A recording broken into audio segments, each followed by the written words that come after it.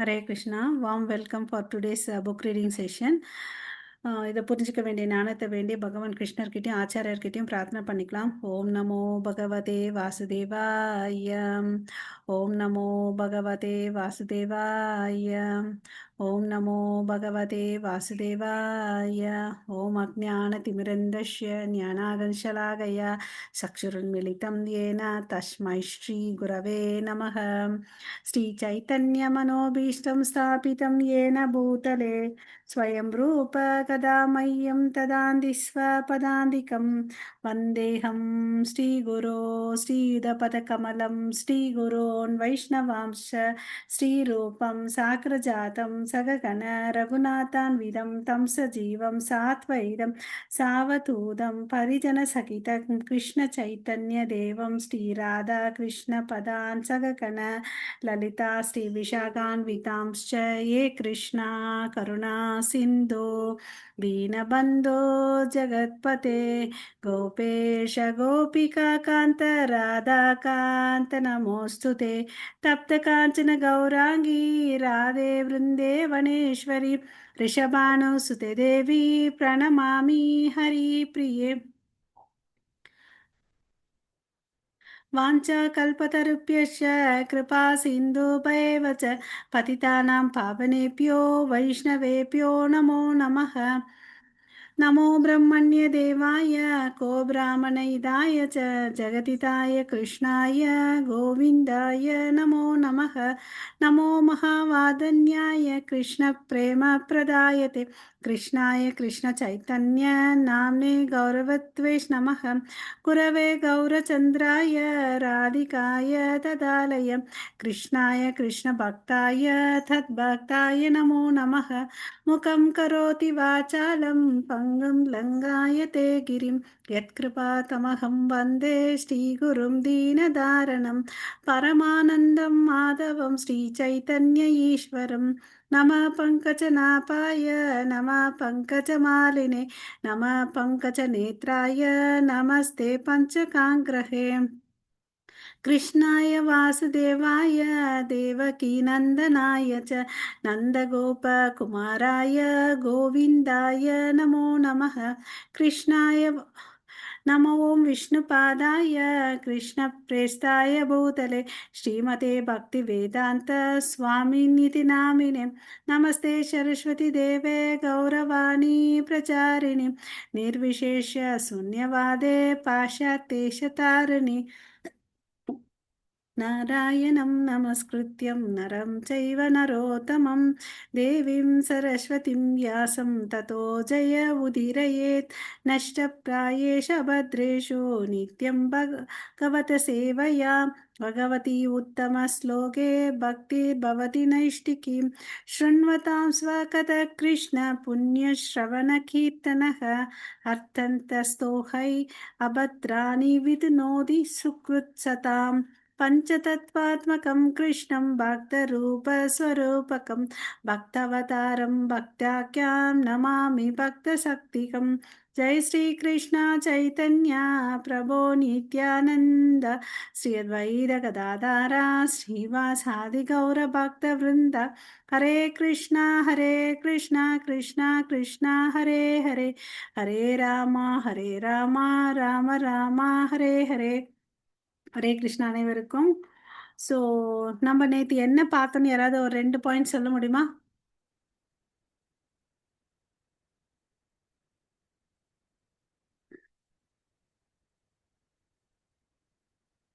ஹரே கிருஷ்ணா மாதாஜி.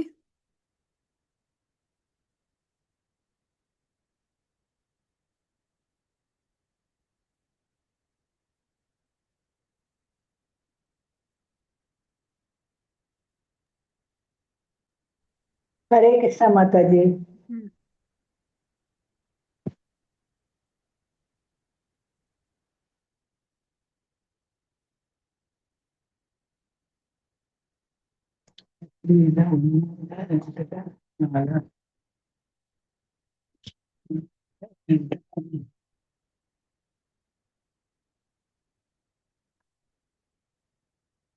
நேற்று ஒருத்தரோட ஸ்டோரி பார்த்தோம். யாரை பத்தி பார்த்தோம்? கடைசியா முடிக்கும் போது துருவ மகாராஜா பத்தி பார்த்தோம். துருவ மகாராஜா என்ன சொன்னாரு?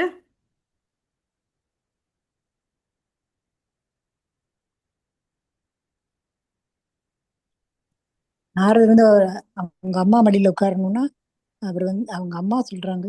சொல்லுங்க. ம். கடவுளை நீ பார்த்தோன்னே அவர் வந்து என்ன சொல்றாரு? அது கரெக்ட். கடவுளை அஹ், பார்த்தோன்னே என்ன ஃபீல் பண்றாரு? தெரியலையே. ஏன் கூழாங்கல்ல கேட்டேன் அப்படின்னு சொல்றாரு இல்லையா? புல்லாங்குழல். கூழாங்கல், கூழாம் ஓ, கற்கள், ஒரு கற்கள்ல கல். கூழாங்கல்ல போய் கேட்டுட்டேன்னு சொல்லிட்டு சொல்றாரு. நேற்று முக்கியமா ம், நம்மளோட தலைப்பு வந்து பாத்தீங்கன்னா, நம்மளுடைய மனசு. மதாஜி ஸ்கிரீன் தெரியுதுங்களா? தெரியுதுமா. அந்த இதுதான் நீங்க படிச்சதா இருக்கு. ஹரே கிருஷ்ணா ஹரே கிருஷ்ணா இருக்கு. இப்ப தெரியுது. ம். ம். அந்த தெரியுது. அத்தியாயம் தெரியுது 2. சிஸ்டர். ஸோ இங்க வந்து பாத்தீங்கன்னா நம்ம நம்மளுடைய புலன்களையும் மனசையும் வந்து எப்படி கண்ட்ரோல் பண்றது தான் வந்து நம்ம பார்த்தோம் இல்லையா? ஹரே கிருஷ்ணா. ம், ஸோ நம்ம யார் ஒருத்தன் வந்து தன்னுடைய புலன்களையும் மனசையும் கண்ட்ரோல் பண்ண முடியலன்னா அவன் யோகி ஆக முடியாதுன்னு சொல்லிட்டார். அது ரொம்ப கிளியர் கட்டாக சொன்னார். அப்புறம் அஷ்டாங்க யோகத்தில் வந்து 8 அங்கங்கள் இருக்கு, அதை பற்றி சொன்னார் இல்லையா? கடைசியாக வந்து பார்த்தீங்கன்னா கடவுளை அஷ்டாங்க யோகம் பண்ணி பரமாத்மாவை புரிஞ்சுக்கிறான். அதே வந்து ஞானிகள் வந்து பார்த்தீங்கன்னா அருவ பிரம்மத்து மேல வழிபட்டு பிரம்மனோட இரண்டரை கலக்கணும்னு நினைக்கிறாங்க. அதை பார்த்தோம். அப்புறம் வந்து ம், வேற என்ன பார்த்தோம் இங்க? ஆ அதாவது நான் வந்து தனிச்சையா இருக்கிறேன் அப்படின்னு சொல்லிட்டு யார் ஒருத்தன் நினைக்கிறானோ அது தவறுன்ற கருத்தை வந்து பிரபுபாதா உதாரணம் கொடுத்து சொன்னார். அதாவது இந்த உடம்புல ஒரு அங்கம் இருக்கிற வரையும் தான் அந்த அங்கத்துக்கு வந்து ஒரு பெருமை, அதனால செயல்கள் செய்ய முடியும். அதே அந்த ஒரு கட்டை விரல் துண்டு தனியா போச்சுன்னா அதனால என்ன லாபம்? கட்டை விரல் வந்து இறந்து போயிடும். அந்த பிளட் சப்ளை எல்லாம் இல்லாமல் அது எதுக்குமே உதவாது. அது மாதிரி இந்த அங்கங்கள்லாம் வந்து சேர்ந்து யாருக்கு சேவை பண்ணணும்னு பார்த்தீங்கன்னா பரமபுருஷ பகவான். அதாவது இந்த உடல்ல அங்கங்கள் இருக்கு, இந்த அங்கங்கள் எல்லாம் சேர்ந்தாதான் இந்த உடல் வந்து இயங்கும். அது மாதிரி நம்ம ஜீவாத்மாக்கள் கடவுள்கிட்ட இருந்து வந்த அங்கத்துணுக்கு அவருக்கு வந்து நம்ம சேவை செய்யணும் அப்படின்னு சொன்னார். அப்புறம் இன்னொருத்தன் வந்து பார்த்தீங்கன்னா தன்னோட ஆசைக்கோசம் நிறைய காசை சம்பாதிக்கிறான் இல்லையா? சம்பாதிக்கிற $10 சம்பாதிக்கிறவனோ அதே சாப்பாடு அளவுக்கு தான் சாப்பிட முடியும். ஆயிரக்கணக்கான மில்லியன் சம்பாதிக்கிறோன்னா அவ்வளோ அளவுக்கு தான் சாப்பிட முடியும் இல்லையா? அதில் எந்த ஒரு வித்தியாசமும் இருக்காது இல்லையா? அதை சொன்னார் நேற்று. ஓகே. ஸோ அதை பார்த்தோம். ஸோ அப்போ வந்து அவன் கேள்வி கேட்டுக்கணும், நான் ஏன் என்னோட எனர்ஜி எல்லாம் நான் வேஸ்ட் பண்ணணும், தேவையில்லாமல் இவ்வளோ அளவுக்கு கஷ்டப்பட்டு வேலை செய்யணும் அப்படின்னு சொல்லிட்டு. அப்போ தான் வந்து பிரபுபாதர் நமக்கு இந்த ஸ்டோரியை சொன்னார் இல்லையா? நான் வந்து போயிட்டு ஒரு புல்லாங்கல்ல வந்து புல்லா கூழாங்கல்ல வந்து கேட்டுட்டேன், வைரக்கல்லை பார்த்துட்டார். கடவுள் வந்து வைரக்கல் மாதிரி இல்லையா? அவரை விட்டுட்டு நான் இதை வந்து கேட்டுட்டேன் அப்படின்னு சொல்லிட்டு வருத்தப்படுறார் இல்லையா? ஸோ நம்ம இன்னைக்கு எங்க இருந்து பார்க்கணும்? ஓகே. ஸோ கடவுளை வந்து the satisfaction resulting from God realization, that is a perfection of yoga. யோகத்தில் வந்து பர்ஃபெக்டாக இருக்கிறாங்கன்னா என்ன அர்த்தம்னா தன்னை உணரணும், அதுக்கு பிறகு கடவுளை முழுமுதற் கடவுளை வந்து உணரணும். அப்பா அப்படி யார் உணர்றாங்களோ அது அவங்க தான் வந்து யோகிகளில் வந்து பரிபூரண யோகின்னு சொல்லிட்டு சொல்கிறாங்க. ஓகேவா? யா யார் ஒருத்தங்க வந்து கடவுளுடைய சேவையில் வந்து நித்தியமாக தன்னை ஈடுபடுத்திட்டு இருக்காங்களோ அவங்கள பார்த்து கடவுள் வந்து பார்த்தீங்கன்னா ரொம்ப சந்தோஷப்படுவார். ஏன் பார்த்தீங்கன்னா அவங்க புலன் உணர் புலன் உறுப்புகளை வந்து திருப்திப்படுத்தக்கூடிய செயலில் வந்து ஈடுபட மாட்டாங்க. அதாவது நம்ம பார்த்துருக்கோம், நம்ம கோஸ்வாமிகள்லாம் வந்து பார்த்தீங்கன்னா எல்லாத்தையும் துறந்துட்டு கடவுளுக்கோசம் தன் வாழ்க்கையை அர்ப்பணிச்சாங்க. அப்போ அங்கே விருந்தாவன காட்டில் வந்து அவங்க கதையெல்லாம் வந்து வெளிப்புறமாக இருக்கிற காட்டில் உட்காந்துட்டு மரத்து கீழே எழுதிட்டு இருப்பாங்க. அப்போ வந்து ஒரு சிங்கம் வந்து அந்த நதிக்கரையாண்ட வந்துச்சு. அப்போ கிருஷ்ணரே வந்து பார்த்தீங்கன்னா ஒரு கோலை எடுத்துட்டு வந்து காவலனா நின்றுட்டு இருந்தார். அது மாதிரி கிருஷ்ணர் வந்து பார்த்தீங்கன்னா நம்ம அவர் அடையிற வரையும் தான் கஷ்டம். அவர் அடைஞ்சிட்டா அந்த பக்தர்களுக்கு அவர் வந்து சேவை செய்கிறார். இது ஒரு காட்சி. அப்புறம் இன்னொரு முறை அந்த ரூப கோசாமி வந்து வெயிலில் உட்காந்துட்டு வேதங்கள்லாம் எழுதிட்டு இருந்தாங்க. அப்போ ராதாராணி என்ன பண்ணுவாங்க, தன்னுடைய புடவையை அவருக்கு மேலே வந்து வைப்பாங்க இல்லையா, அவருக்கு வெயில் படக்கூடாது, முந்தானையை வந்து மேலே விரிப்பார், அவருக்கு வெயில் படக்கூடாதுன்னு சொல்லிட்டு. ஓகேவா? அந்த நிகழ்ச்சிக்கு போனோன்னா அந்த பக்தன் என்ன பண்ணணும், தன்னுடைய புலன்களை வந்து கண்ட்ரோல் பண்ணணும். ஓகேங்களா? யார் ஒருத்தன் தன் புலன்களையும் மனசையும் வந்து கண்ட்ரோல் பண்ணலையோ அவனால வந்து யோக நிலையை வந்து அடைய முடியாது. இட் இஸ் ஓகேங்களா? அதை நம்ம புரிஞ்சுக்கணும். ஓகே. அதாவது இந்த புலன் வந்து பார்த்தீங்கன்னா திருப்தி அடையாதது. அதை நம்ம புரிஞ்சுக்கிட்டா அதை படிப்படியாக கையாளுறது வந்து நல்லா ஆள முடியும். ஓகேங்களா? ஸோ இந்த செயல்கள் எல்லாம் வந்து செய்யாமல் இருக்க முடியுமா? என்னப்பா பகவத்கீதையில் சொல்கிறாங்க, புலன்களை கண்ட்ரோல் பண்ணு கண்ட்ரோல் பண்ணுன்னு. அப்போ என்ன நான் வந்து கண்ணை வச்சுட்டு பார்க்காம இருக்கணுமா? அப்படி இல்லை. அப்படி பண்ணேன்னு வச்சுக்கோங்களேன், அதுக்கு என்ன சொல்றார் பிரபுபாதா, இங்கே ஒரு ப்ராவர்ப் சொல்றார், and ideal mind is devil mind. அதாவது எதுவுமே செய்யாமல் இருந்து அந்த மனசு எப்படி பேய் மனசு மாதிரி. அது கரெக்ட் அந்த மொழிபெயர்ப்பு? Okay. Ideal mind is devil mind. சும்மா இருந்தோம்னு வச்சுக்கோங்களேன், நம்ம மனசு எங்கெங்கேயோ போவோம், எதையோ யோசிக்கும், இல்லாதது இருக்கிற மாதிரி யோசிச்சு நம்மளையும் கஷ்டப்படுத்தும், சுற்றி இருக்கிறவங்களையும் கஷ்டப்படுத்தும் இல்லையா? ஸோ அதனால் நம்ம புலன்களை எப்படி அம்பரிஷி மகாராஜா கண்களை வந்து கடவுளை பார்க்கறதுக்கு யூஸ் பண்ணாரு, மூக்கை வந்து அவருக்கு அர்ப்பணிக்கப்பட்ட துளசியை நுகர்றதுக்கு யூஸ் பண்ணாரு, அதை மாதிரி செயல்களை செய்யணும் அப்படின்னு சொல்லிட்டு சொல்கிறார். ஓகேவா?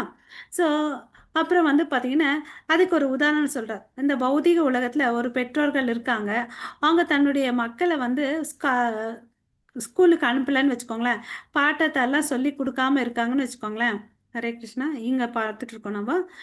ஸோ அங்கே வந்து அந்த குழந்தைக்கு ஸ்கூலுக்கு அனுப்பாமல் பாடம்லாம் சொல்லி கொடுக்காம இருந்தால் அப்போ அந்த வாழ்க்கை எப்படி இருக்கும்? அதனுடைய வாழ்க்கை கேள்விக்குறியாக தானே இருக்கும். சரி நீ விளையாட போ அப்படின்னு விட்டுட்டா அதுக்கு ஞானம் வேணும் தானே. ஒரு காசு இருந்தால் கூட அதை கூட்டணும் கழிக்கணும் இல்லையா? அது செக் பண்ணுறதுக்காக ஞானம் வேணும் இல்லையா? அப்போ அந்த அப்பா அம்மா வந்து தவறு தானே செய்கிறாங்க. கண்டித்து அந்த கோயிலை வந்து அந்த குழந்தைய வந்து பாட கற்றுக்கிறதுக்கு ஸ்கூலுக்கு அனுப்பணும் இல்லையா? அப்போ தான் வந்து ஒழுக்கம் கற்றுக்கும், ஞானம் வரும் இல்லையா? அது மாதிரி நம்மளும் என்ன பண்ணணும், இந்த யோகா ப்ராக்டிஸாக பண்ணணும். ஓகே. அதை விட்டுட்டு நம்ம இந்திரிய திருப்திக்கோசம் நம்ம புலன்களை விடக்கூடாது. ஓகேவா? அப்புறம் ஒருத்தர் வந்து பார்த்தீங்கன்னா எப்பொழுதும் ஆல்வேஸ் யாரை நோக்கி இருக்கணும்னு பார்த்தீங்கன்னா வி- கிருஷ்ணரை நோக்கி இருக்கணும். அதே வந்து ஒருத்தங்க வந்து கிருஷ்ண உணர்வு இல்லாமல் எப்பொழுதும் நான் சந்தோஷமா இருக்கணும், என் குடும்பம் நல்லா இருக்கணும் அப்படி இருந்தான்னு வச்சுக்கோவேன், அவனாலேயும் வந்து பக்தி பயிற்சியில் முன்னேற முடியாதுன்னு சொல்லிட்டு சொல்கிறாங்க. ஓகேவா? யார் ஒருத்தர் கடவுளை வந்து திருப்திப்படுத்தணும், அவன் அந்த சேவையில் ஈடுபட்டிருக்கோம், அவங்க தான் வந்து தன்னுடைய புலன்கள்ல இருந்து விலகி இருக்காங்க, கட்டுப்பட்டு இல்லை அவங்க. ஓகேங்களா? கட்டுண்ட ஆத்மாவா இருந்தா கூட கடவுளுக்கு வந்து சேவை செய்யறதுனால உயர்நிலையை அடைகிறாள் அப்படின்னு சொல்லிட்டு சொல்றார். ஓகே.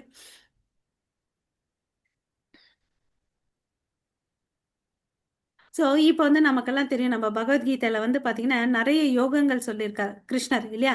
கர்ம யோகம், ஞான யோகம், தியான யோகம், பக்தி யோகம்னு சொல்லிட்டு சொல்லியிருக்கார். இங்கே வந்து பார்த்தீங்கன்னா நிறைய படிகட்கள் இருக்குது இல்லையா? நம்ம யோக ரூடா, யோக ருக்ஷான்னு சொல்லிட்டு சில வார்த்தைகள் படிச்சிருக்கோம் இல்லையா? ஸோ அது மாதிரி வந்து தான் பார்த்தீங்கன்னு வச்சுக்கோங்களேன், இங்கே வந்து பார்த்தீங்கன்னா யோகி வந்து எந்த நிலையில் இருக்கான்னு பார்த்தீங்கன்னா ஆஹ், 5வது படிக்கட்டில் இருக்கலாம். ஓகே. இன்னொரு யோகி வந்து பார்த்தீங்கன்னா 50வது படிக்கட்டில் இருக்கான். இன்னொருத்தர் வந்து பார்த்தீங்கன்னா 500வது படிக்கட்டில் இருக்கலாம். ஆனால் கடவுள் வந்து எங்கே இருக்காரு? டாப்பில் இருக்காரு. ஸோ இதை தான் வந்து இந்த படிக்கட்களை கொண்டது தான் வந்து யோக நிலைன்னு அப்படின்னு சொல்லிட்டு சொல்கிறார். ஸோ இந்த யோகத்தில் வந்து நம்ம ஏற்கனவே சொன்ன மாதிரி இந்த கர்ம யோகம், ஞான யோகம், தியான யோகம், பக்தி யோகம் எல்லாமே இருக்குது.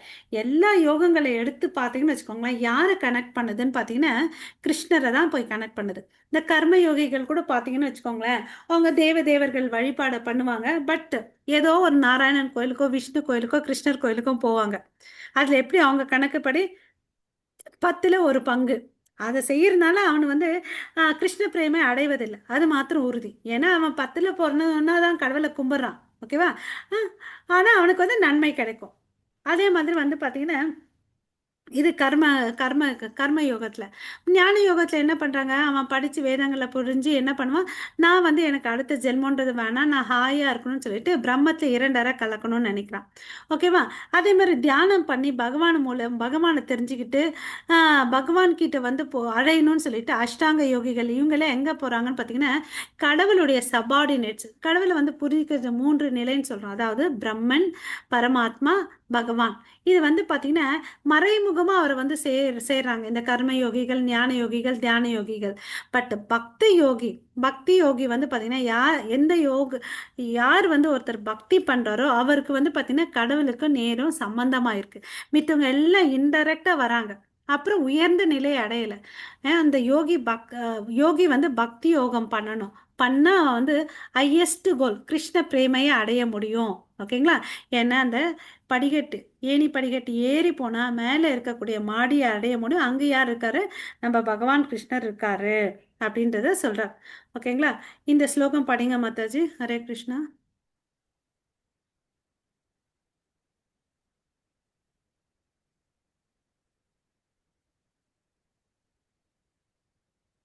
மாதாஜி ஹரே கிருஷ்ணா.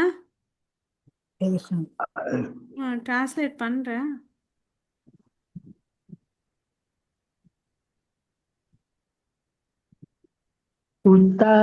उत्तारयत् आत्मनात्मानम् नात्मानम् अवसादयेत्। हरे कृष्ण माताजी। आत्मैव है आत्मनो बन्धु आत्मैव रिपुरात्मनः। हरे कृष्ण ஹரே माताजी। கிருஷ்ணா. ஒருவன் வந்து பார்த்தீங்கன்னா தன் மனதின் உதவியுடன் தன்னை விடுவித்து கொள்ள வேண்டும். ஓகேங்களா? ஸோ ஒருத்தன் வந்து தனக்கே வந்து ஹெல்ப் பண்ணிக்கணும். எப்படி? நம்ம மனசை வந்து விடுவிக்கணும். எதுலேருந்து விடுவிக்கணும் சொல்லுங்க? எதுலேருந்து விடுவிக்கணும்? புலனுணர்ச்சி. புலனுணர்ச்சி. அதுக்கு ஒரு உதாரணம் கொடுங்க மாதாஜி. கரெக்ட். நம்ம ஆசைப்பட்டு ஓகே. ஸோ முன்னெல்லாம் சொல்லுங்க மாதாஜி. பகவான் படத்தை சூப்பர். ஸோ முன்னெல்லாம் வந்து கடையில் வாங்கி எதுனாலும் எப்படினாலும் சாப்பிட்டுட்டு இருந்தோம். இப்போ வந்து என்ன பண்ணியிருக்கோம், நம்மளா சமைச்சு கடவுளுக்கு அர்ப்பணிச்சிட்ட பிறகு பிரசாதத்தை எடுக்க பழகிருக்கோம் இல்லைங்களா? இப்படி பண்ணுறதுனால நம்ம என்ன பண்ணிட்டு இருக்கோம், நம்மளுக்கு வந்து உதவி பண்ணிட்டு இருக்கோம். ஸோ இந்த பிரசாதம் சாப்பிட்றதுனால நமக்கு என்ன ஆகுது, பாவங்கள் படிப்படியாக குறையுது இல்லையா? ஸோ தன்னை வந்து விடுவித்துக் கொள்கிறான். அதை இதை செய்யாமல் இருந்தால் என்ன பண்ணிட்டு இருக்கான், அவன் தன்னையே கட் அதாவது சங்கிலியால கட்டுப்பட்டுது. கயிறுல கட்டு போடுவாங்க இல்லையா? அது மாதிரி அவன் தன்னை வந்து என்டாங்கிள் பண்ணிக்கிறான். எப்படி ஒரு சிலந்தி வந்து தன்னுடைய உமிழ்நீரை தன்னை வந்து ஒரு கூட்டுக்குள்ள சுத்திக்கும் இல்லையா? அது மாதிரி அவன் வந்து கஷ்டப்படுத்துறான் அப்படின்னு சொல்லிட்டு சொல்றார். ஓகேவா? தன்னை தாழ்த்தி கொள்ளக்கூடாது. நம்ம வந்து என்ன பண்ணக்கூடாது, நம்மளே தாழ்த்தி கொள்ளக்கூடாது. மனம் கட்டுண்ட ஆன்மாவின் நண்பன் எதிரியும் ரெண்டு விஷயத்த பிளே பண்ணுது. ஹரே கிருஷ்ணா. மனசு வந்து பார்த்தீங்கன்னா நமக்கு நண்பனாகவும் இருக்கு, எதிரியாகவும் இருக்குன்றதை நம்ம தெரிஞ்சுக்கணும். ஓகேவா? எப்போ நம்ம மனசு எதிரி, நம்ம கடைக்கு போகிறோம். ஓகேவா? ஒரு கர்ச்சீஃப் வாங்கணும்னு சொல்லிட்டு போகிறோம். போகிற வழியில் பார்த்தோன்னு வச்சுக்கோங்களேன், அழகாக புடவை இருக்குது. அந்த புடவையை வாங்கிட்டு வரோம் இல்லையா? அப்போ அந்த நம்ம தேவையே இல்லை அந்த சமயத்தில் அந்த பொருள் வாங்கிட்டு வரோம். அப்போ வந்து நம்ம மனசு எதிரி. இல்லை அந்த ஆசையை கண்ட்ரோல் பண்ணி, இப்போ இது நமக்கு தேவையா, இல்லை இந்த கலரு இந்த டிசைன் என் கையில் இல்லை அப்படின்னு நினச்சி ஓகே பரவாயில்ல, எப்போ வேணுமோ அது மாதிரி இந்த டிசைனில் வாங்கிக்கலாம்னு சொல்லிட்டு மனசை கண்ட்ரோல் பண்ணிட்டு நம்ம வீட்டுக்கு போன வேலையை மாத்திரம் செஞ்சுட்டு வந்தோம்னு வச்சுக்கோங்களேன், அப்போ நம்மளுடைய மனசு வந்து நண்பன்.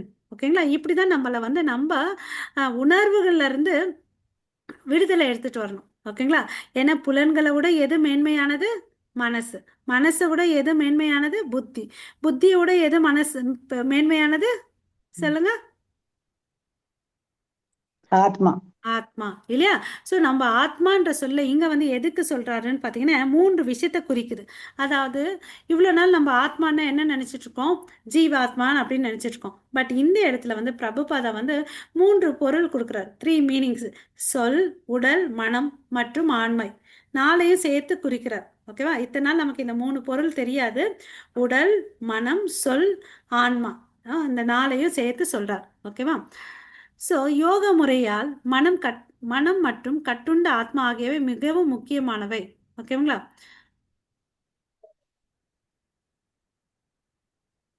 இங்க வந்து யோக பயிற்சி செய்யறதுனால மையப்புள்ளி யோகா பயிற்சியில வந்து என்ன பண்ணுவாங்க, ஒரு மையப்புள்ளியை வச்சுட்டு அது மேல தியானம் பண்ணுவாங்க இல்லையா.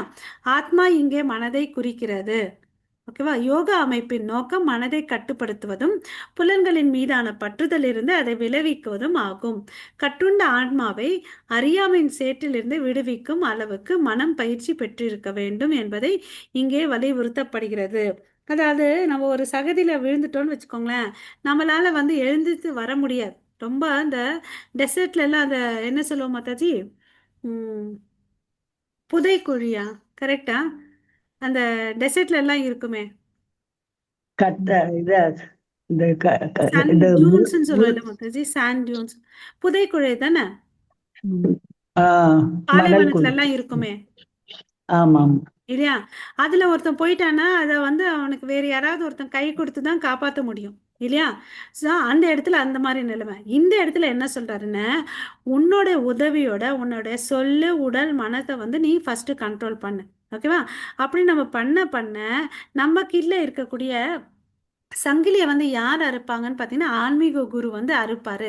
அவர் யார் கையில என்ன இருக்கு, கிருஷ்ணர் இருக்கு. அதனால அந்த நம்ம கட்டுண்ட ஆத்மாவை அந்த கயிறை வந்து நம்மளை விடுவிச்சு அவர் கிருஷ்ணரை கொடுப்பார். அப்போ வந்து கிருஷ்ணப்ப நாம ஸ்மரணம் பண்ணணும், வேதங்களை படிக்கணும். ஓகேவா. இப்படி பண்ணாதான் அறியாமல் இருக்கக்கூடிய ஆத்மாவை வந்து வெளியே எடுத்துட்டு வர முடியும். இதுக்கு நமக்கு என்ன தேவை, பயிற்சி முயற்சி தான் தேவை. அதுதான் இங்க பிரபுபாதா இன்சிஸ்ட் பண்றார். ஓகேங்களா. ஸோ அதுக்கு அடுத்தது அஷ்டாங்க முறை, அந்த 8 மடங்குகள் நமக்கு தெரியும். அதுவும் குறிப்பாக அந்த கடைசி 2 ஸ்டேஜ் பார்த்தீங்கன்னா தார ஆஹ் கடைசி 3 ஸ்டேஜ் சமாதி, அதுக்கு முன்னாடி வந்து தியானம், அதுக்கு முன்னாடி தாரணை. தாரணையில் வந்து என்ன பண்ணுவாங்க, அப்போதான் அவங்க வந்து மனசை வந்து கடல் மேலே வந்து லயிப்பாங்க. அதுக்கு அடுத்து நெக்ஸ்ட் ஸ்டேஜ் வந்து தியானம். யார் மேலே வந்து அந்த மனசை கான்சென்ட்ரேட் பண்ணிருக்காங்க அது ஃபுல் கான்சென்ட்ரேஷன் ஆகும். தாரணையில் வந்து கொஞ்சமாக தான் கான்சென்ட்ரேட் பண்ணுவாங்க, தியானத்தில் வந்து முழுமையாக அவர் மேலே கான்சென்ட்ரேட் பண்ணுவாங்க. அதுக்கு பிறகுதான் அவங்க வந்து சமாதி நிலையில போகிறாங்க அப்படின்னு சொல்கிறார். ஓகேவா.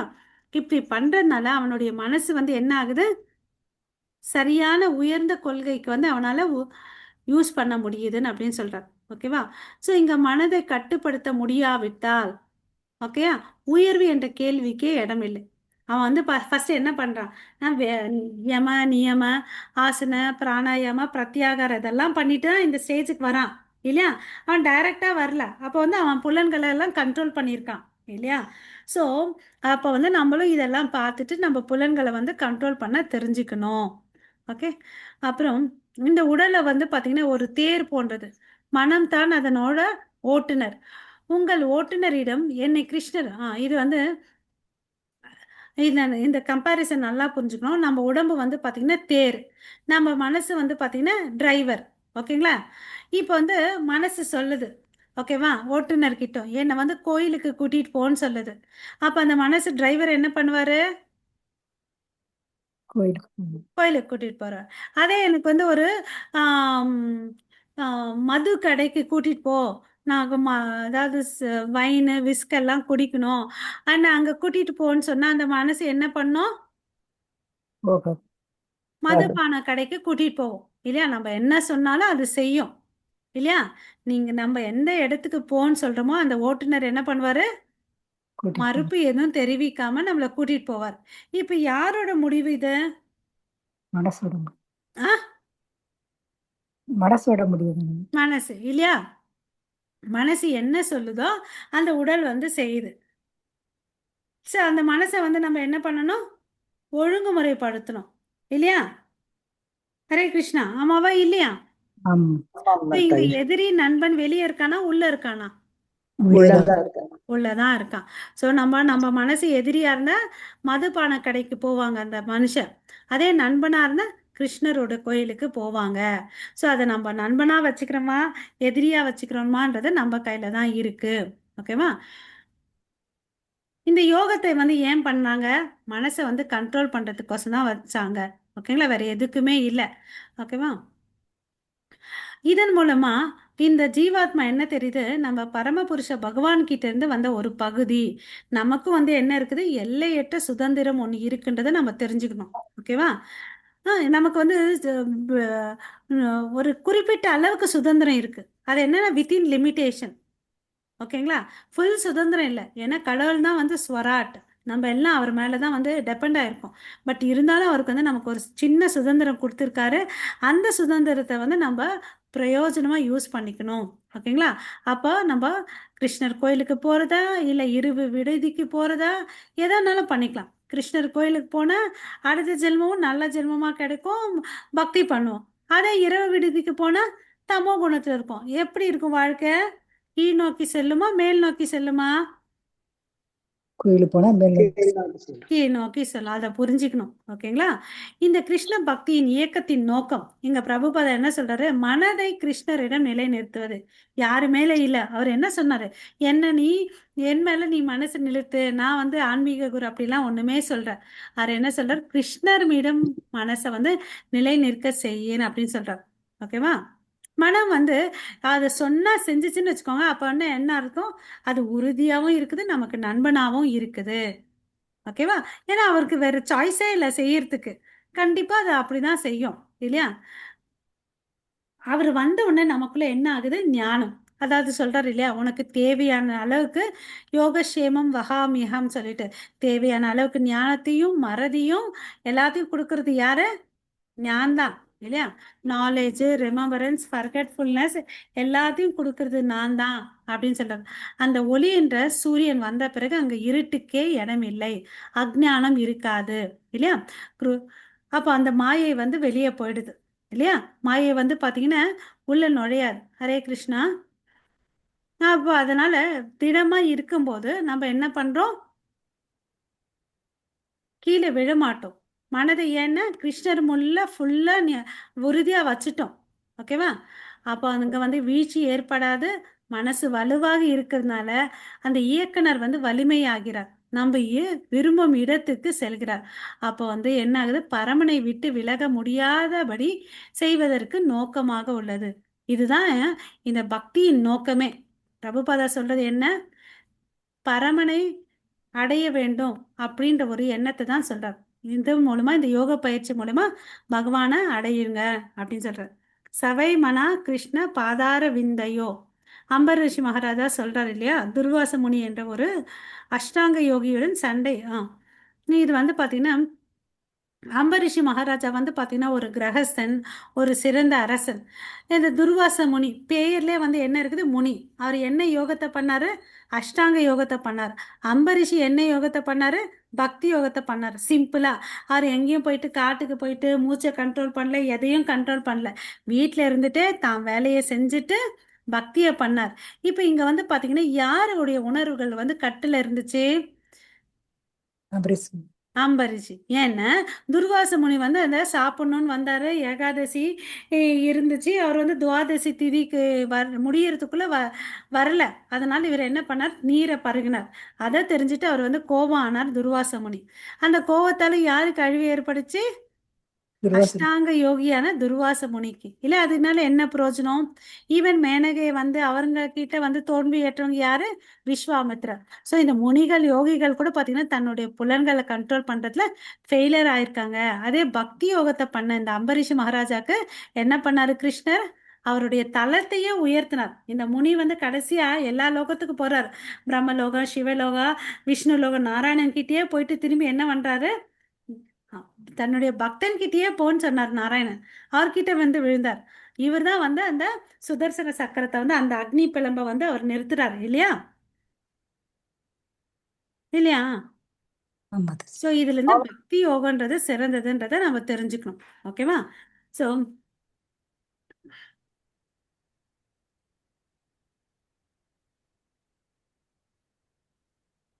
அவர் வந்து இதெல்லாம் சொன்னோம் இல்லைங்களா? வீட்டுக்காரராக இருந்தார், ராஜாவாக இருந்தார், பக்தராகவும் இருந்தார். பட் இவர் வந்து சிறந்த யோகி. பட் என்ன பிரயோஜனம்? ஒன்றுமே இல்லை இல்லையா? கடைசியில் அந்த முனி வந்து இவர்கிட்ட வந்து தான் சரணடைஞ்சார். ஓகே. ஸோ நம்ம யோகிகளாக இருக்கிறதுல வந்து பெரிய விஷயம் இல்லை. நம்ம மனசை வந்து கண்ட்ரோல் பண்ணி இருக்கிறோமா இல்லையா தான் இங்கே இம்பார்ட்டன்ட். இங்கே துர்வாச முனிக்கு வந்து என்ன இருந்துச்சு? பலவீனம் இருந்துச்சு இல்லையா?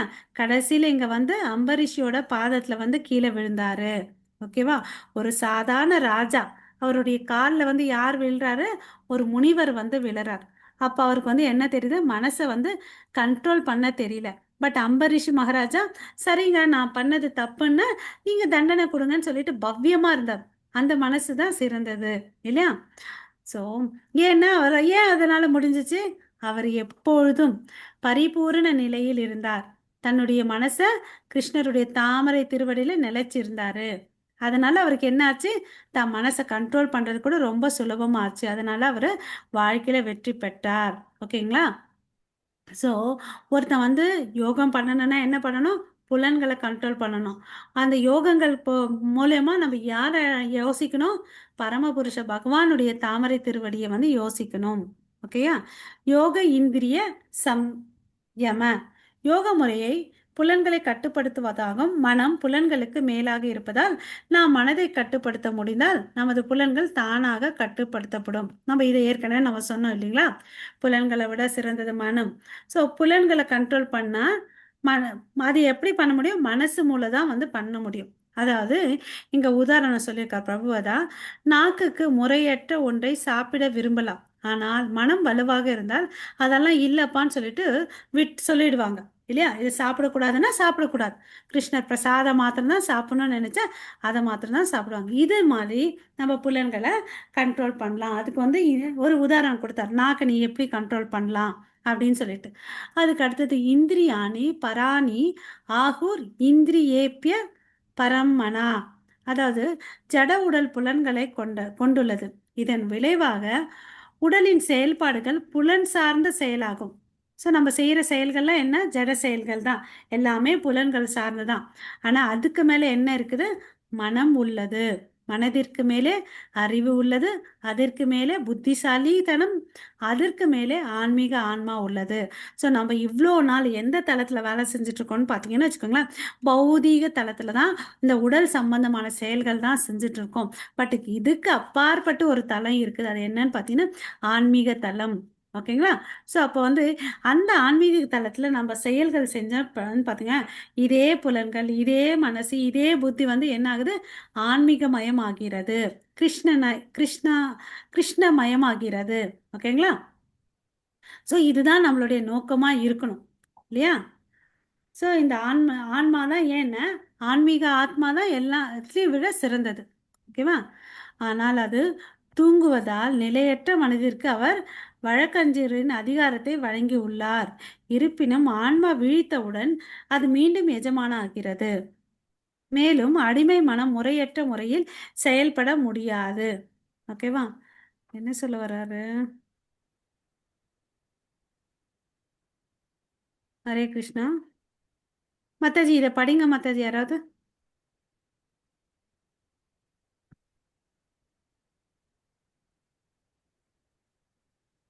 ஹரே இந்த கிருஷ்ணா. கிருஷ்ண உணர்வு அங்கிருந்து படிங்க. கிருஷ்ணா, எங்கிருந்து படிக்கட்டும் மாதாஜி? கிருஷ்ண உணர்வா? ஆ, ப்ளூ கலர் பண்ணியிருக்கேன்ல, அங்கிருந்து படிங்க பிரபு. செயல்முறையின் நோக்கம் புலன்கள், மனம் மற்றும் புத்திசாலித்தனத்தின் ஆன்மீக மயமாக்கலை உண்மையானதாக்குவதாகும். ஆன்மீக ஆன்மா எல்லாவற்றையும் விட உயர்ந்தது. ஆனால் அது தூங்குவதால் நிலையற்ற மனிதருக்கு அவர் வழக்கறிஞர் அதிகாரத்தை வழங்கியுள்ளார். ஆனால் இருப்பினும் ஆன்மா வீழ்ச்சியடைந்தவுடன் அது மீண்டும் எஜமானராகிறது. மேலும் அடிமை மனம் முறையற்ற முறையில் செயல்பட முடியாது. நாம் கிருஷ்ண உணர்வில் வீழ்ச்சியடைந்தவுடன் புத்தி, மனம் மற்றும் புலன்கள் அர்த்தமற்ற முறையில் செயல்பட முடியாது. அவை ஆன்மாவின் கட்டளைகளுக்கு ஏற்ப செயல்பட வேண்டும். அது ஆன்மீகமயமாக்கல் மற்றும் சுத்திகரிப்பு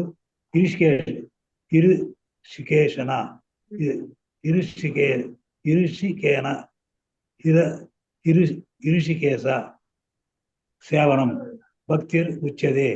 புலன்களின் எஜமானருக்கு புலன்களால் சேவை செய்ய வேண்டும். பரம புருஷர் ரிஷிகேசர் என்று அழைக்கப்படுகிறார். அதாவது அவர் புலன்களின் அசல் கட்டுப்பாட்டாளர். ஒரு ராஜா ஒரு மாநிலத்தின் அனைத்து சாரி பிரபு.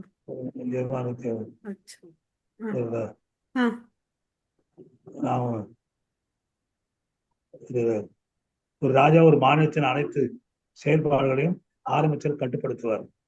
மற்றும் குடிமகன் 2ஆம் நிலை கட்டுப்பாட்டாளர். ஓகே கட்டுப்பாட்டாளர். ஓகே பக்தி என்பது இருங்க பிரபு, சரி. இது முடிச்சுக்கலாம். இதுல நிறைய பாயிண்ட்ஸ் இருக்கு, நமக்கு கிளாரிட்டி வேணும். ஸோ இதுவரையும் பார்த்தீங்கன்னா புலன்களை எல்லாத்தையும் கண்ட்ரோல் பண்ணிட்டு வந்தாங்கன்னு வச்சுக்கோங்களேன், அவங்க ஃபுல்லா என்ன ஆறாங்க, ஆன்மீக மயமாகிறார்கள். ஓகேவா? அதே ஒருத்தர் வந்து தூங்கிட்டு இருக்கும்போது என்ன ஆகுது, அந்த மனசு வந்து பார்த்தீங்கன்னா வழக்கறிஞர் என்ற ரோலை வந்து எடுத்துக்குது. அது வந்து அதிகாரம் செலுத்துது. உடனே அந்த தூக்கத்திலிருந்து எழுந்த ஆத்மா எழுந்த உடனே என்ன ஆகுது, அது வந்து எஜமானன் ஆகுது. தூங்கும்போது மனசு எஜமானன் ஆகுது, தூங்கி எழுந்துட்ட பிறகு ஆன்மீக ஆத்மா வந்து எஜமானம் ஆகுது. ஓகேவா? அது எழுந்த உடனே அடிமையான மனம் வந்து பார்த்தீங்கன்னா முறையில்லாத செயல்களை வந்து செய்யாது. அது மாதிரி கிருஷ்ண உணர்வு வந்து நம்ம மனசுல வந்துருச்சுன்னு வச்சுக்கோங்களேன், நம்மளுடைய புத்தி மனம் புலன்கள் வந்து அர்த்தமில்லாத செயல்களை செய்யாதுன்னு சொல்லிட்டு பிரபுபாதா இங்க சொல்றார். ஓகேவா? ஸோ எல்லாமே ஆன்மீக ஆத்மாவின் கட்டளைக்குள்ளதான் இருந்து செயல்படும். அப்ப என்ன ஆகுது, எல்லாம் ஆன்மீக மயமாகுது. அதனால சுத்திகரிப்பு ஆகிறது. சொல்றாரு இல்லையா பிரபு, சைத்தன்ய மகாபிரபு, சேதோ தர்ப்பணம் இல்லையா, மகாமந்திரத்தை சொல்றதுனால நமக்கு ஹிருதய சுத்திகரிப்பு ஆகிறது. ஓகேங்களா? அதனால தான் கிருஷ்ணர் என்ன சொல்றோம், ரிஷிகேன ரிஷிகேஷ சேவனம் பக்திர் உச்சதே. இருக்கிறது எல்லாத்துலயும் உயர்ந்தது என்ன, ரிஷிகேஷனான கிருஷ்ணருக்கு வந்து நம்ம பக்தி செய்யறதுன்னு அப்படின்னு சொல்லிட்டு சொல்றார். ஓகே, ஏன்னா அவர் தான் வந்து புலன்களின் எஜமானர். ஓகேவா? பரமபுருஷரும் ரிஷிகேஷன் சொல்லிட்டு அவருக்கு ஒரு பெயர் இருக்குது. ஓகேவா? அவர் தான் அசலான கட்டுப்பாட்டாளர். அதாவது இங்க வந்து புரிஞ்சுக்கிறதுக்கு வந்து ஒரு உதாரணம் கொடுத்துருக்காரு. ஒரு ராஜா வந்து பார்த்தீங்கன்னா அந்த மாநிலத்துக்கு வந்து இருக்கக்கூடிய செயல்களை வந்து சட்ட திட்டங்கள் மூலமா கண்ட்ரோல் பண்றார். ஓகேவா? அவர் வந்து பார்த்தீங்கன்னா ஆரம்பத்தில் கட்டுப்படுத்துபவர். ஆனால் குடிமக்கள் வந்து பார்த்தீங்கன்னா 2ஆம் நிலை கட்டுப்பாட்டாளர். எப்படி ஒரு ஸ்கூலில் வந்து ஹெட் மாஸ்டர் தான் வந்து பார்த்தீங்கன்னா ஃபஸ்ட்டாக இருப்பார், அதுக்கு பிறகு கிளாஸ் டீச்சர் வந்து பார்த்தீங்கன்னா அந்தந்த செக்ஷனுக்கு வந்து இன்சார்ஜாக இருப்பாங்க இல்லையா, அதை வந்து இங்கே சொல்கிறார். ஓகேங்களா? ஸோ இங்கே வந்து பார்த்தீங்கன்னு வச்சுக்கோங்களேன், பக்தி என்பது ரிஷிகேஷரின் இன்னும் எவ்வளோ இருக்கு. ஓகே, ஸோ பக்தின்றது வந்து யாருக்கு ஏற்ற மாதிரி பண்ணணும், யாருடைய புலன் திருப்திக்கோசம் பண்ணணும்னா ரிஷிகேஷர் கிருஷ்ணருடைய திருப்திக்கோசம் நம்ம பக்தி பண்ணணும்னு சொல்லிட்டு சொல்கிறார். ஓகே, அது எப்படிப்பா செயல்படுறதுன்னு பார்த்தோன்னு வச்சுக்கோங்களேன், நாம் நமது புலன்களை கொண்டு செயல்பட வேண்டும். ஓகேவா? சரியாக செயல்பட வேண்டும். அப்போதான் என்ன ஆகுது, எல்லாமே ஆன்மீக மயமாக்கப்படும். ஏற்கனவே சொன்ன மாதிரி அமைதியாக என்ன பண்ணுங்க, தியானத்தில் அமர்ந்து அஹ், அமர்ந்திருப்பது என்பது விரும்பத்தக்காத செயல்களை நிறுத்துவதாகும். ஆனால் கிருஷ்ண உணர்வில் செயல்படுவது என்பது ஆழ்நிலை அர்த்தமற்ற செயல்களை நிறுத்துவதே தான் முழுமையானது. ஸோ நீ அஷ்டாங்க யோகம் பண்ணி ஒரு தனிமையான ஒரு இடத்துல உட்காந்துட்டு நீ பண்ணன்னு வச்சுக்கோங்களேன், எந்த பிரயோஜனம் இல்லை. நீ அதுக்கு அதுக்கு பதில் எது சிறந்ததுன்னு சொல்றாருன்னு பார்த்தீங்கன்னா, கிருஷ்ணர் எந்த செயல்லாம் செஞ்சுட்டு அதில் வந்து பார்த்தீங்கன்னா எந்த செயலுன்னு வேதங்களில் வந்து சொல்லியிருக்கக்கூடிய செயல்களை செய். அப்போ வந்து என்ன ஆகுது, கிருஷ்ண உணர்வோடு செயல்படுற, அதுதான் ஆழ்நிலைன்னு சொல்கிறார். ஓகேங்களா? அப்போ வந்து அந்த ஆழ்நிலையில் நம்ம ஈடுபடுவதனால அர்த்தமற்ற செயல்கள் ஆட்டோமேட்டிக்காக நின்று போயிடுது அப்படின்னு சொல்கிறார். ஓகேங்களா? ஓகே, புலன்களின் எஜமானான ரிஷிகேஷனின் விருப்பத்திற்கு ஏற்ப செயல்பட நம் புலன்களை பயிர்க்க விட்டால் நமது புலன்கள் மீண்டும் விரும்பத்தக்காத செயல்களில் ஈடுபடும். அதனால நம்ம என்ன அடைவோம், வீழ்ச்சி தான் அடைவோம் அப்படின்னு சொல்றார். ஸோ சிம்பிளாக இந்த டிஸ்கஷன் என்னன்னு சொல்றாருன்னு பார்த்தீங்கன்னா, புலன்களை வந்து கிருஷ்ணர் சேவையில் ஈடுபடுத்துங்க அப்படின்னு சொல்றார். ஓகேவா? ஸோ ஜட வாழ்வில் ஒருவர் மனம் மற்றும் புலன்களின் செல்வாக்கிற்கு ஆளாகுகிறார். உண்மையில் தூய ஆன்மா ஜட உலகில் சிக்கி உள்ளது. எப்படி வந்து பார்த்தீங்கன்னா இந்த சிலந்தி அந்த தன்னுடைய கூட்டுக்குள்ள சிக்கி இருக்குது இல்லையா, அது மாதிரி இந்த ஆத்மா வந்து பார்த்தீங்கன்னா இந்த ஜட உலகத்துல வந்து ஜட உடலால வந்து தாக்கப்பட்டிருக்கு. சரிங்களா? கவரப்பட்டு இருக்கிறது. ஓகே, அது எதனால, தன்னோட மனதின் அகங்காரத்தாலன்னு சொல்றார். ஜட இயற்கையில வந்து பார்த்தீங்கன்னா ஜட இயற்கை நான் தான் ஆளணும்னு நினைக்கிறாங்க இல்லையா. இந்த சப்டல் பாடிக்கு 3 விஷயங்கள் இருக்கு, பொய்யான அகங்காரம், மனம், புத்தின்னு சொல்லிட்டு நான் தான் எல்லாத்தையும் முன்னே இருக்கணும்னு நினைக்கிறாங்களா, அந்த தவறான அகங்காரத்தால அது இன்னும் வந்து கஷ்டப்படுது. ஓகேயா? இந்த ஜட இயற்கை கூட இருக்கக்கூடிய விஷயங்கள்ல வந்து நம்ம கவரப்படாமல் நம்ம மனசை வந்து இருக்கணும். நம்ம கடமை என்ன? பக்தி பண்ணிட்டு உயர்ந்த லட்சியத்தை நோக்கி போயிட்டே இருக்கணும். இது மாதிரி பண்ணிட்டு இருந்தா அந்த கட்டுண்ட ஆத்மா வந்து காப்பாற்றப்படலாம், இல்லையா? ஸோ அதை விட்டுட்டு ஒரு பொருள் மேலேயோ வேற ஒருத்தர் மேலே ஈர்ப்பு இருந்துச்சுன்னு வச்சுக்கோங்களேன், அது என்ன பண்ணுது? தன்னை வந்து தாழ்த்தி கொள்ளுகிறது. ஓகேங்களா? ஸோ புலன்கள் வந்து பார்த்தீங்கன்னா ரொம்ப ஈஸியாக வந்து டிஸ்டர்ப் பண்ணிடலாம். நம்ம வந்து ஒருத்தவங்களுக்கு வந்து கோவத்தை சீக்கிரமாக உண்டு பண்ணிடலாம். அதே வந்து அமைதியை வந்து உண்டு பண்ணுறது வந்து ரொம்ப ரொம்ப கஷ்டம், இல்லைங்களா? அதை புரிஞ்சுக்கணும். அவளை அதிகமாக ஒருவர் ஜட வாழ்வில் சிக்கிக் கொள்கிறார். ஏன்னா ஈஸி, விழுறது ஈஸி இல்லையா? அதுக்கு நம்ம இப்பயே பார்த்தோம். விஸ்வாமித்ர முனி பார்த்தோம். அப்புறம் வந்து வேற யாரு? அ, துர்வாச முனி கூட, அவருக்கு நிறைய கோபம் வரும் இல்லைங்களா? ஆ அதனால அவங்க எல்லாம் தன்னுடைய நிலையிலிருந்து தன் மனசை கண்ட்ரோல் பண்ணி எவ்வளோ, ஈவன் சௌபரி முனி கூட அப்படிதான் விழுந்தார் இல்லையா? மீனை பார்த்துட்டு தன்னுடைய தவத்தை எல்லாத்தையும் வீழ்ச்சி அடைந்துட்டார். அப்புறமா வந்து மன ரியலைஸ் பண்ணி பின்னாடி போறார். இது மாதிரி எல்லாருக்குமே ஆயிருக்கு. ஸோ இது நம்ம இதை தெரிஞ்சுட்டு கேர்ஃபுல்லாக நம்ம புலன்களை வந்து கையாளணும். ஓகேங்களா?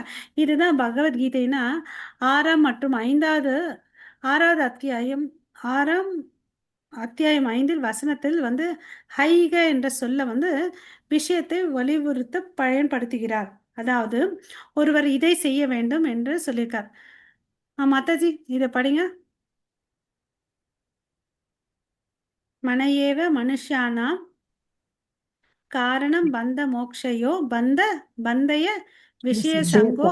ஆ ம். படிங்க மாதாஜி. முக்தியை வேறு விஷயம் மன. ஓகே. ஸோ இந்த நமக்கெல்லாம் பிரச்சனை எது? மனமே பந்தத்திற்கு காரணம். இந்த பிரச்சனை, இது எல்லாத்துக்கும் பிரச்சனை காரணம் என்னன்னா மனசு தான். ஏன்னா அது பந்தத்துக்குள்ளே ஈர்க்கப்படுகிறது. ஸோ அதை வந்து நம்ம மனசை விடுதலை பண்ணுறதுக்கு நம்ம முயற்சி செய்யணும். அதுக்கு புலன்களை வந்து கண்ட்ரோல் பண்ணணும். ஓகேங்களா? புலன்கள் மேலே நமக்கு வந்து இவங்க இது பிடிக்கும், இது பிடிக்காதுன்னு சொல்லிட்டு நம்ம பழகிட்டு இருக்கோம் இல்லையா? ஸோ அதுலேருந்து கொஞ்சம் வெளியே வரணும். ஓகேங்களா? புலன்களில் மூழ்கி இருக்கும் மனம் பந்தத்திற்கு காரணம், புலன்களிலிருந்து பிரிக்கப்பட்ட மனம் விடுதலைக்கு காரணம்னு சொல்லிட்டு விஷ்ணு புராணத்துல சொல்லியிருக்காங்க. ஓகேவா? ஸோ அதனால சதா காலமும் சைத்தன்ய மகாபிரபு சொல்லியிருக்காரு இல்லையா? கீர்த்தனேய சதா ஹரிஹின்னு சொல்லிட்டு நித்தியம் பாகவத சேவையா, அது மாதிரி சதா காலமும் வந்து கிருஷ்ணரை வந்து நம்ம நினைச்சிட்டு இருக்கணும்.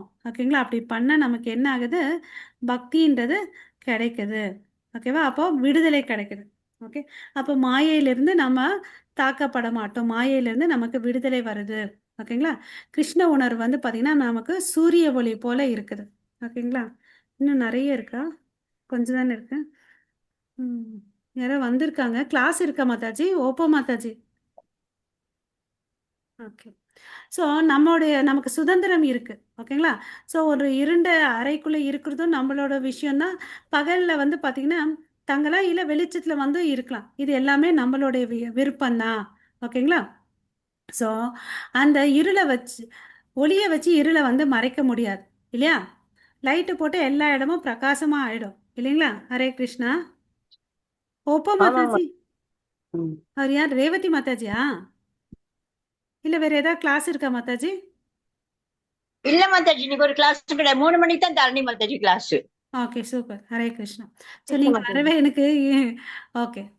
ஸோ ஒரு இடத்துல வெளிச்சம் இருந்துச்சுன்னு வச்சுக்கோங்களேன், அப்போ அந்த இருட்டுக்கு அவசியமே இல்லை. அது மாதிரி தான் சூரியன் வந்து சூரியனுடைய கதிர்கள் ரொம்ப பிரகாசமானது. அது யார்கிட்ட இருந்து வந்துச்சு? கிருஷ்ணர்கிட்ட இருந்து. அது மாதிரி அந்த கிருஷ்ணர்கிட்ட இருந்து ஞானம் வருது. ஞானம் வருந்தால் நம்மக்கிட்ட இருக்கக்கூடிய தமோ குணம் ரஜோகுணம் எல்லாம் போயிடுது இல்லைங்களா? சத்வகுணத்திலேருந்து சுத்த சத்துவத்துக்கு போகக்கூடிய வாய்ப்பு நமக்கு இருக்கு. அதுக்கு யாரோட துணை கொண்ட? ஆன்மீக குருவோ துணை கொண்டு அந்த நிலைமைக்கு போகணும் இல்லைங்களா? அதுதான் இங்க என்ன சொல்றாரு? கிருஷ்ண சூர்யா சூர்யா சமமாய ஹய அந்தகாரே. கிருஷ்ணர் சூரிய ஒளி போன்றவர். மாயா வந்து பார்த்தீங்கன்னா இருளை போலவங்க. ஸோ நம்ம இருதயத்தில் வந்து கிருஷ்ணர் வந்துட்டா ஆட்டோமேட்டிக்காக எது போகணும்? மாயா போயிடணும். மாயா போயிடும். அந்த இருள் வந்து போயிடும். இருள்னா நம்ம மனசுல வந்து கருப்பா இருக்கிற இருள்னு அப்படி மாத்திரம் நினைக்க கூடாது. உண்மையா இங்க இருள் வந்து எதுன்னு பாத்தீங்கன்னா எதை குறிக்குது? அஜ்ஞானத்தை குறிக்குது இல்லையா? தமோ அதே குணத்திலயும் ரஜோ குணத்திலயும் நம்ம இருக்கிறோம் இல்லைங்களா? அறியாமையை வந்து குறிக்குது. அந்த அறியாமை போயிடும் அப்படின்னு சொல்ற. ஓகேவா? ஸோ அதனால நம்ம எங்க வச்சுக்கணும்? இருள இருக்கணுமா, வெளிச்சத்துல இருக்கணுமா? வெளிச்சத்துல. வெளிச்சத்துல. நாம் ஆமா. எப்போதும் சூரிய ஒளியில் நம்மை வைத்திருந்தால் இருள் வந்து நம்மளை விட்டு போயிடும். இதுதான் வந்து பார்த்தீங்கன்னா கிருஷ்ண உணர்வின் முழு தத்துவம். ஓகேங்களா? ஸோ அதனால எப்போதும் கிருஷ்ண உணர்வில் செயலில் ஈடுபடுங்கள். ஒளி இருக்கும், இருள் வந்து கலைக்கப்படும். ஓகேங்களா? ஸோ ஸ்ரீமத் பாகவத்லேருந்து இங்கே ஒரு ஸ்லோகம். யாராவது வாசிங்க மாதாஜி. ருக்மணி மாதாஜி வாசிக்கிறீங்களா? இருக்காங்களா? இல்லை. வேற யாராவது வாசிங்க மாதாஜி. பக்தி யோகேன மனசி சம்யக் பிரநிஹிதே அவஷ்யத் புருஷம் பூர்ணம் மாயாம் ச தத் அபாஸ்ரயம். ஹரே கிருஷ்ண ஹரே மாதா. கிருஷ்ணா. வியாசதேவர் வந்து பார்த்தீங்கன்னா அவருடைய ஆன்மீக குரு நாரதர் இல்லையா? அவருடைய அறிவுரையின் பெயர்ல தான் அவர் என்ன பண்ணாரு? தன்னோட மனசை எல்லாத்தையும் நிலைநிறுத்தி எதை வந்து எழுத ஆரம்பிச்சாரு? எதை மிஸ் பண்ணிட்டு இருந்தார் அவர் தன்னுடைய எழுத்துல? பகவான் பற்றி. பகவான். ஏன்னா அவர் வந்து பார்த்தீங்கன்னா அவருடைய எல்லா லிட்ரேச்சர்ல வந்து தர்ம அர்த்த காம மோக்ஷ நாலத்தையும் வந்து எக்ஸ்பிளைன் பண்ணார். பட் அவர் வந்து எதை விட்டு இருந்தாரு? கடவுளுடைய பக்தி தொண்டை விட்டாரு. கடவுளுடைய லீலைகளை வந்து விட்டுட்டு இருந்தார். அதனால தான் அவருக்கு வந்து திருப்தி இல்லாம இருந்தார். அதை வந்து முழுமைப்படுத்துறதுக்கு அவருக்கு யார் அமிச்சாரு? கிருஷ்ணர் தான் வந்து நாரதர். நாரதரை அமுச்சு விட்டார். ஸோ அது மாதிரி நமக்கு இச்சை இருந்தா கடவுள் வந்து எல்லாத்தையும் வழி காட்டுவார். ஓகேவா? அப்புறம் வந்து பார்த்தீங்கன்னா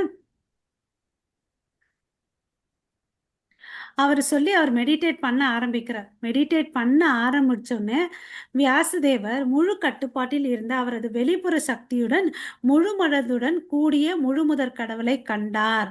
ஓகேங்களா? ஸோ இவர் வந்து வியாசதேவரே போயிட்டு சாட்சாத் கிருஷ்ணர்ன்றது நமக்கு தெரியும். அவரை கிருஷ்ணரை பார்க்கணுன்னா கூட அவருக்கு யார் வேணும்? நாரத முனி வேணும், ஒரு குரு வேணும்ன்றதை நம்ம இந்த இடத்துல புரிஞ்சுக்கணும். ஓகேங்களா? அப்புறம் வந்து பார்த்தீங்கன்னா மனசி என்ற சொல் வந்து பார்த்தீங்கன்னா மனதை குறிக்கிறது. ஓகேங்களா? பக்தி யோகத்தில் ஒருவர் ஞானம் பெறும்போது மனம் அனைத்து மாசுகளிலிருந்து விடுபடுகிறது. ஓகேங்களா? சம்ய பிராணிஹிதே ஆன், அதான் 2வது லைன் சொன்னாங்க இல்லையா? ஸோ அப்போ வந்து பார்த்தீங்கன்னா வியாசர் வந்து பரமபுருஷ பகவானை பார்க்குறாரு. பார்க்கும்போது என்ன தெரியுது? மாயை வந்து கிருஷ்ணருக்கு பின்னாடி தான் இருக்குமா, முன்னாடி இருக்காதான். ஓகேங்களா? மாயை வந்து பார்த்தீங்கன்னா வெட்கி கடவுளுக்கு பின்னாடி இருக்கணும் அப்படின்னு சொல்லிட்டு சொல்றாங்க. ஹரே கிருஷ்ணா. ஸோ மாயாம் ச தத் அபாஸ்ரயம். மாயைக்கு வந்து பார்த்தீங்கன்னா கிருஷ்ணர் முன்ன நிற்கிறதுக்கு வெக்கம் இருக்கும். அதனால அவருக்கு பின்னாடி போயிட்டு மறைஞ்சிப்பாங்க அப்படின்னு சொல்லிட்டு சொல்றார். ஓகே. ஹரே கிருஷ்ணா.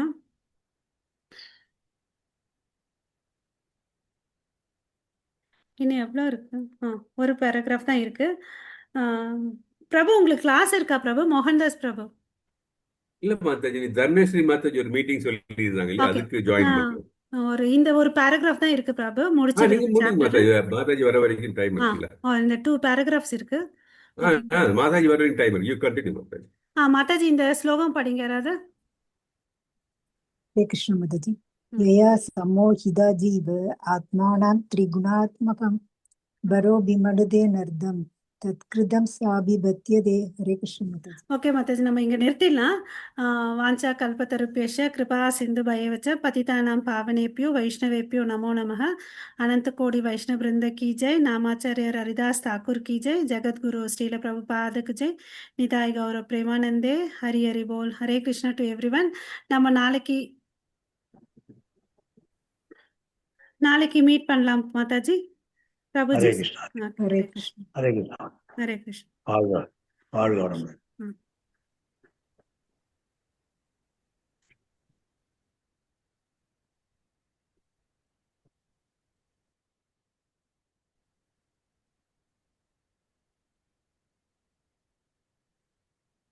ஹரே கிருஷ்ணா மாதாஜி. ஹரே கிருஷ்ணா மாதாஜி. ஹரே கிருஷ்ணா ஹரே மாதாஜி. கிருஷ்ணா. ஹரே கிருஷ்ணா. இந்த ஒப்போ யாரு? மோஸ்ட்லி ரேவதி மாதாஜி இருக்கணும்னு நினைக்கிறேன். ஹரே ஹரே கிருஷ்ணா கிருஷ்ணா. மாதாஜி. மாதாஜி ஹரே என்ன கிருஷ்ணா. என்ன ஹோஸ்ட் பண்றீங்களா? அந்த ரெக்கார்டிங் போயிட்டு இருக்குது. நான் ஸ்டாப் பண்ணிடுறேன்.